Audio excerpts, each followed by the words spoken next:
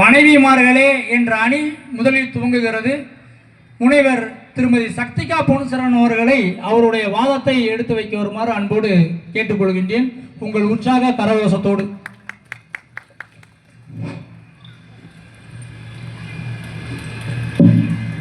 பாரோடு விண்ணாய் பரந்த எம்பரனே பற்று நான் மற்றிலேன் கண்டாய் சீரோடு பொலிவாய் சிவபுரத்தரசே திருப்பெரும் துறையுரை சிவனே யாரோடு நோகேன் யார் கெடு துரைக்கேன் ஆண்டனி அருளில்லையானால் வார்கடல் உலகில் வாழ்கிலேன் கண்டாய் வருக என்றருள் புரியாயே.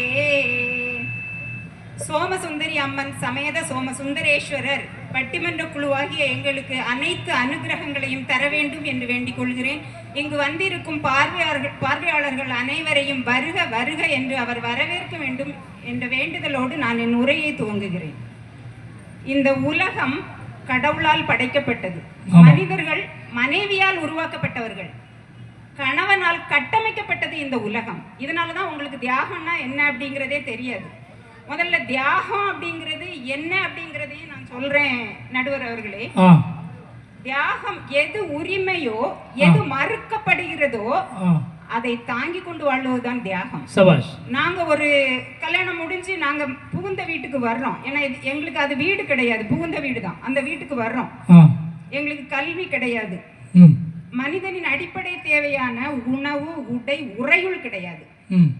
உணவு இங்க என்ன பண்றாங்களோ அதை தான் சாப்பிடணும்.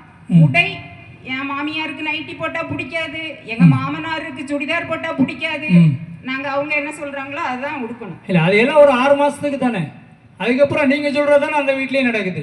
எத்தனை நாள்னாலும் முதல்ல ஒரு தடைய போடுறீங்கல்ல. 6 மாசம்னாலும் தியாகம் தானே. ஆமா. அடுத்து பாத்தீங்கன்னா உறையுள் வீடு.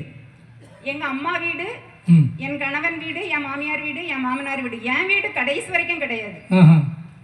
இந்த தியாகத்துலதான் நாங்க வாழ்ந்துட்டு இருக்கோம். நம்ம தெரிசை ஐயப்பன் சார் பாத்தீங்கன்னா இந்த பட்டிமன்றத்துக்கு தலைப்பு போட்டிருக்குது. அவர் பக்கத்துல இருக்க மனைவிமார்கள் அவர் கணவன்ல இருந்து வாசிக்கிறாரு. ஐயா உங்களுக்காகவே நான் ஒண்ணு சொல்றேன். ஏங்க இப்படி வாசிக்கிறத வரிசையா வாசிக்க வேண்டியதானே. நீங்க ஒரு சிவனடியார், நான் அதனால சொல்றேன். சிவனடியார்ல பெரிய அடியார் சிறுத்தொண்ட நாயனார்.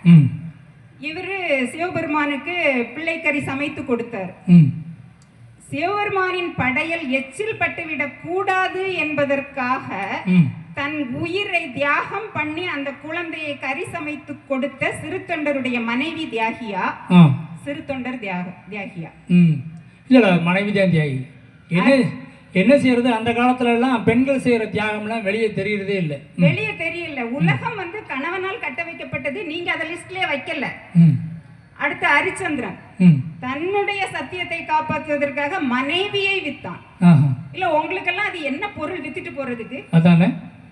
இதுல அந்த சத்தியவதி சத்தியவானா, ஹரிச்சந்திரன் சத்தியவானா. இந்த புத்தருக்கு ஞானம் கிடைச்சது மனைவியை விட்டுட்டு போன பிறகுதான். அவர் புத்தர் ஒரு பெரிய அவருக்கு ஒரு வாய்ப்பு கிடைச்சது, விட்டு போயிட்டாரு. இல்ல அதையும் தியாகம் பண்ணி நாங்க வாழ்றோம்ன்றதான் சொல்றோம். உங்களுக்கு வாய்ப்பு கொடுக்குறோம்ல, அந்த தியாகத்தை எல்லாம் செய்துகிட்டு. கரெக்ட் தான். இந்த மனைவிங்கிறவங்க பாருங்களேன், நீங்க ஆள்பவன் நான் பெண், பேணுபவள் பெண் அப்படின்னு நீங்க ஒரு பிரிவு வச்சீங்க.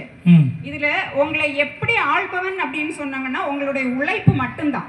இந்த உழைப்புக்கு நீங்க கொடுக்கக்கூடிய பில்டப் இருக்கு பாருங்க. நீங்க ஒரு வீட்டு